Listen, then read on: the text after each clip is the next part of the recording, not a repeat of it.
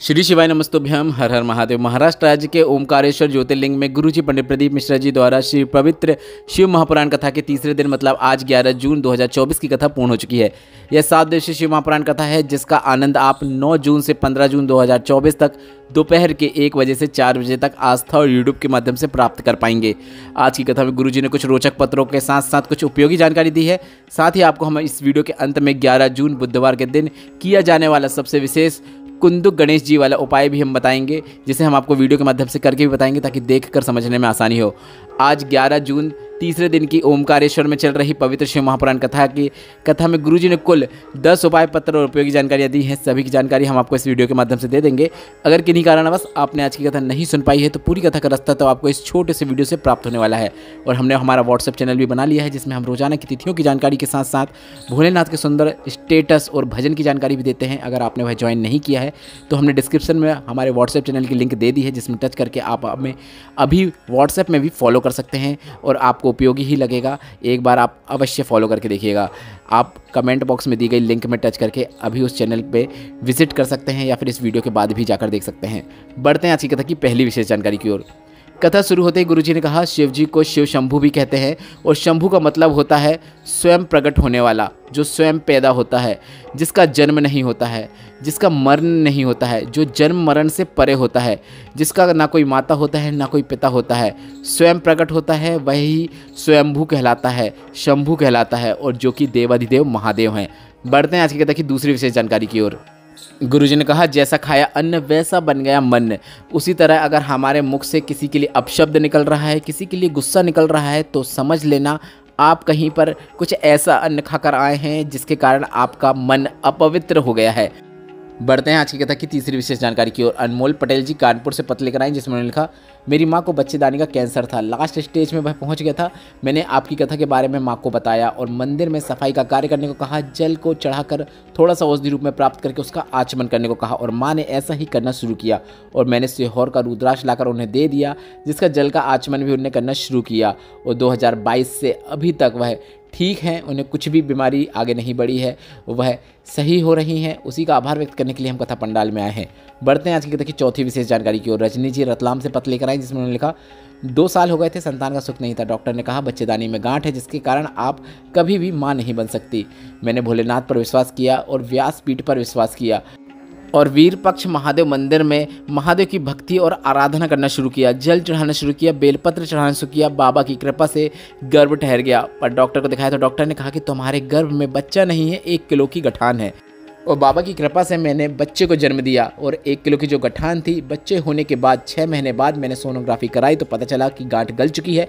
उसी का आभार व्यक्त करने के लिए हम कथा पंडाल में आए हैं।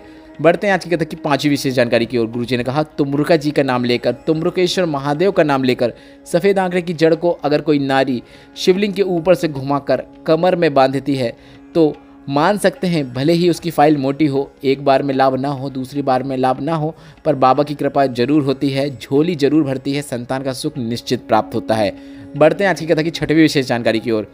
बिहारी लाल जी खरगोन से पत्र लेकर आए जिसमें लिखा, मुझे डॉक्टर ने कैंसर बता दिया। डॉक्टर ने कहा कि इनको घर ले जाओ, इनकी सेवा करो क्योंकि अब ये कुछ ही दिनों के मेहमान हैं। मेरे परिवार वालों ने मुझे सीहोर ले गए, वहाँ पर कंकर शंकर का पूजन करके हमने वहाँ का रुद्राक्ष लेकर आ गए और मंदिर में मैंने जाना शुरू किया, जल चढ़ाना शुरू किया, श्री शिवाय नमस्तुभ्यम मंत्र का जाप करना शुरू किया, बेलपत्र का आचमन करना शुरू किया और आज मैं पूरी तरीके से ठीक हो गया हूँ। उसी का आभार व्यक्त करने के लिए मैं कथा पंडाल में आया हूँ।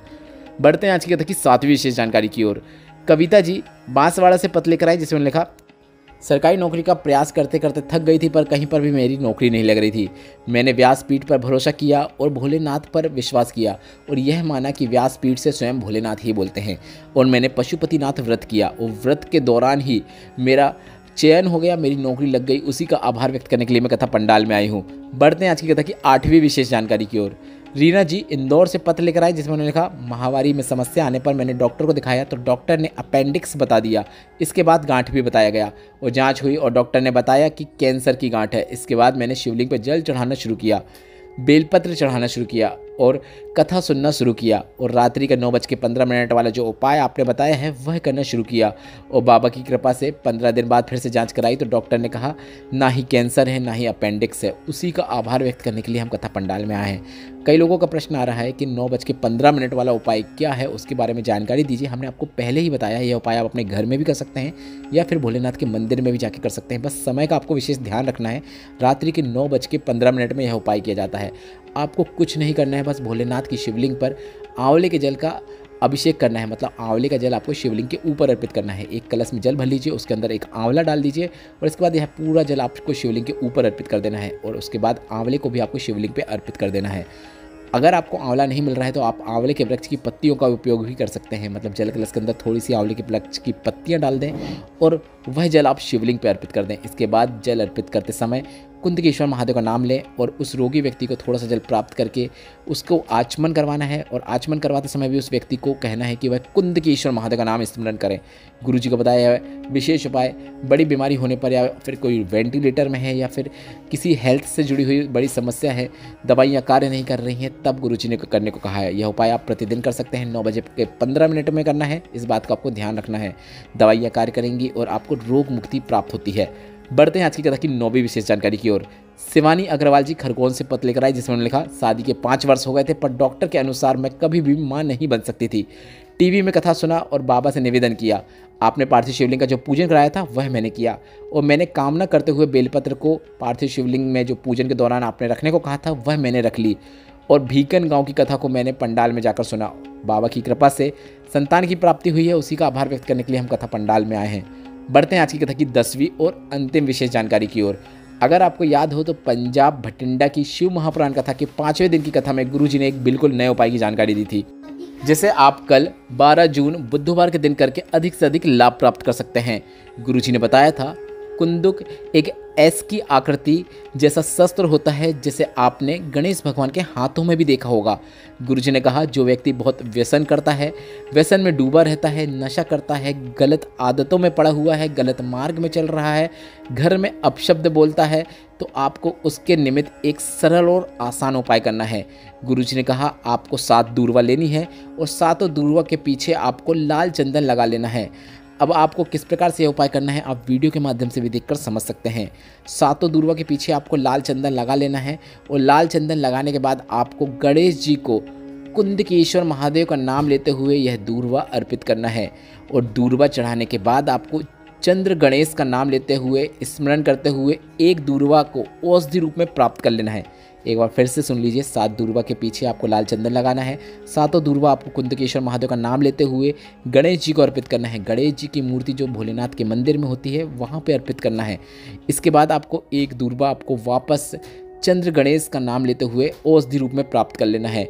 और एक दूर्वा जो आप औषधि रूप में प्राप्त किए हैं उसे उस व्यक्ति को दे देना है जो नशा करता है, गलत कर्मों में है, घर में अपशब्द बोलता है, उसे वह दूर्वा खिला देनी है। स्वयं खा ले तो काफ़ी अच्छी बात है, अन्यथा आप उसे भोजन में मिलाकर पीस कर भी खिला सकते हैं। गुरुजी ने कहा उसे नशा से घृणा हो जाती है, अपशब्द बोलना बंद कर देता है और सभी से प्रेम से रहता है, वो घर में सुख शांति देखने को मिलती है। यह विशेष उपाय आप किसी भी बुधवार को कर सकते हैं, आने वाले बुधवार को भी कर सकते हैं और कल 12 जून को भी बुधवार है और इस दिन करके भी आप अधिक से अधिक लाभ प्राप्त कर सकते हैं। वीडियो में बताई गई जानकारी अगर आपको उपयोगी लगी हो तो इस वीडियो को लाइक करके कमेंट बॉक्स में हर हर महादेव जरूर टाइप कीजिएगा और व्हाट्सएप में जुड़ने के लिए कमेंट बॉक्स में दी गई लिंक में टच करके आप हमें व्हाट्सएप में भी फॉलो कर सकते हैं। श्री शिवाय नमस्तुभ्यम, हर हर महादेव।